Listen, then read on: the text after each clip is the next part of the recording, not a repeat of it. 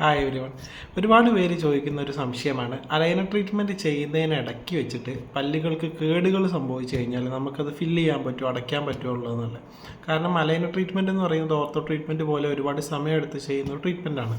6 മാസം മുതൽ 1 കൊല്ലത്തിലേറെ സമയം നമുക്ക് അതിൻ്റെ ഒരു ടൈം പീരീഡ് വരുന്നുണ്ട്.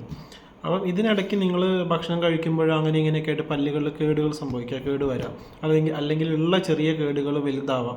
അപ്പം അത് ഫില്ല് ചെയ്യാൻ പറ്റുമോ എന്നുള്ള ഡൗട്ട് ഒരുപാട് പേര് ചോദിക്കുന്നതാണ്. തീർച്ചയായും നിങ്ങൾക്ക് ഫില്ല് ചെയ്യാൻ പറ്റും. പക്ഷേ പ്രത്യേകം ശ്രദ്ധിക്കേണ്ട ഒരു കാര്യം എന്ന് വെച്ച് കഴിഞ്ഞാൽ പല്ലിൻ്റെ ആ ഒരു കോണ്ടൂർ കറക്റ്റായിട്ട് മെയിൻറ്റെയിൻ ചെയ്തുകൊണ്ട് ഫില്ല് ചെയ്യണം. അതെങ്ങനെയാണ് ഫില്ല് ചെയ്യേണ്ടതെന്ന്, എങ്ങനെയാണ് നമ്മൾ ചെയ്യുന്നതെന്നും ഞാൻ വീഡിയോ കാണിച്ചു തരാം. ഫില്ല് ചെയ്യുന്ന സമയത്ത് പല്ലിൻ്റെ ആ ഒരു സ്ട്രക്ചർ മാറിപ്പോവുകയാണെങ്കിൽ ചിലപ്പോൾ നിങ്ങൾ അലൈനർ ട്രേസ് ഫിറ്റ് ചെയ്യാൻ ബുദ്ധിമുട്ടായിരിക്കും. അതുകൊണ്ട് നിങ്ങളിപ്പം നമ്മുടെ അടുത്തെല്ലാം വേറെ ക്ലിനിക്സാണ് ചെയ്യുന്നതെങ്കിലും അവരോട് പ്രത്യേകം പറയണം, അവിടുത്തെ ഡോക്ടറോട് ഞാൻ അലൈനർ ട്രീറ്റ്മെൻറ്റ് ചെയ്യുന്നുണ്ട്, അതുകൊണ്ട് എൻ്റെ പല്ലിൻ്റെ ആ ഒരു കോണ്ടൂർ അല്ലെങ്കിൽ ഷേപ്പ് തീരെ മാറാത്ത രീതിയിൽ ചെയ്യണം.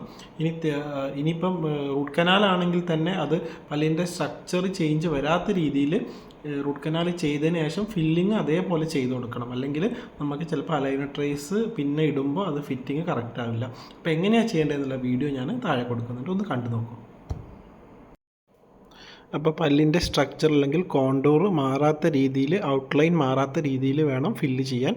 അപ്പം ഇങ്ങനെയാണ് ചെയ്യാൻ. നമ്മൾ ക്യാവിറ്റി പ്രിപ്പയർ ചെയ്തിട്ട് ഫില്ല് ചെയ്തതിന് ശേഷം പല്ലിൻ്റെ അതേ കോണ്ടൂർ തിരിച്ച് നമ്മൾ അതേപോലെ വെച്ച് കൊടുക്കണം. അപ്പോഴാണ് അലൈനർ ട്രേസ് കറക്റ്റായിട്ട് ഫിറ്റ് ആവുക.